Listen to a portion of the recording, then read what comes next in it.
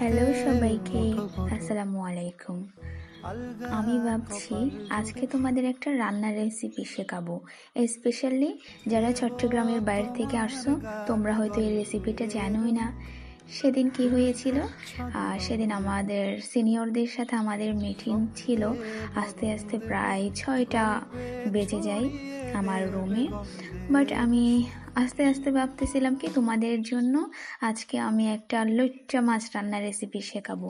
কেননা গত 2 দিন আগে আমার রুমমেটের মা, স্পেশালি যারা তোমরা উত্তরবঙ্গ থেকে এসেছো বা চট্টগ্রামের বাইরে থেকে এসেছো, তারা কিন্তু জানোই না লইট্টা মাছটা কিভাবে রান্না করতে হয়। এই জন্য এই লইট্টা মাছটা তোমরা যখন রান্না করতে যাও তখন সেটা ডালে পরিণত হয়ে যায়, যেটা করেছিল আমার ফ্রেন্ড। তাই আমি ভাবছি এই রেসিপিটা তো আমার দিতেই হবে। সো দেখো, এই রেসিপিটা রান্নার কিছু নিয়ম আছে। এটা আসলে সাধারণত আমরা যে তরকারি এটা রান্না করি সেটার মতো না, কিন্তু এটা একটু ভিন্নভাবেই রান্না করতে হয়। দেখো তোমরা, প্রথমে আমি এখানে ফ্রাই প্যানে তেল দিয়ে দিয়েছি।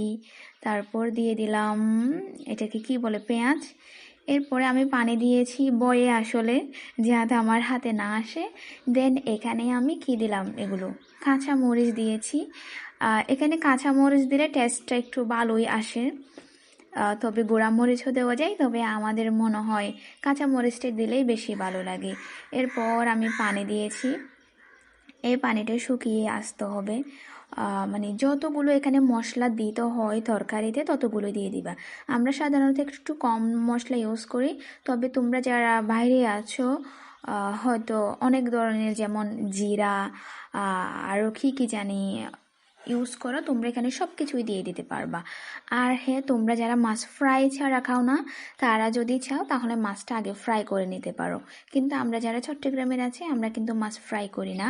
আমরা যখন তরকারি হয়ে যায় দেন এরপরে দিয়ে মাছটা খেয়ে ফেলি, এরকম আর কি। তো দেখো, এখানে আমি পর্যাপ্ত পরিমাণের পানি দিয়ে দিয়েছি। মানে যতটুকু মাছের মধ্যে তুমি যতটুকু পানি দিবা ততটুকুতেই।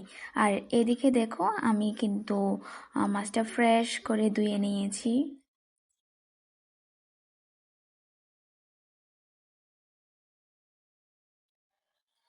তারপর এদিকে কিন্তু আমার তরকারিটা প্রায় হয়ে গিয়েছে। মানে পানিটা অনেক বেশি যখন হয়ে যাবে, বলক আসবে, তখন এখানে কি করতে হবে, মাছটা দিয়ে দিতে হবে। দেন আমি মাছটা দিয়ে দিলাম এখানে সুন্দর করে।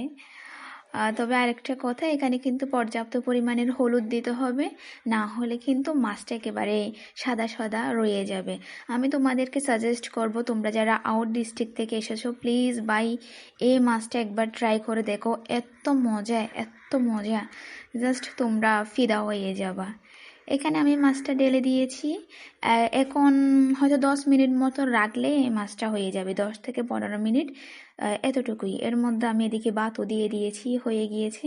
এখন দেখো মাছটা কিন্তু ভেঙে যায় নাই।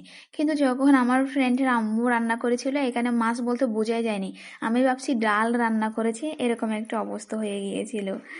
তো আজকে এতটুকুই। সবাই ভালো থাকো। যদি কোনো অন্য রেসিপি চাও তাহলে বলিও। আর আমিও তো বেশ ভালো রাঁধুনি না, যতটুকু পারি জাস্ট আমার ফ্রেন্ডদের জন্য। টাটা।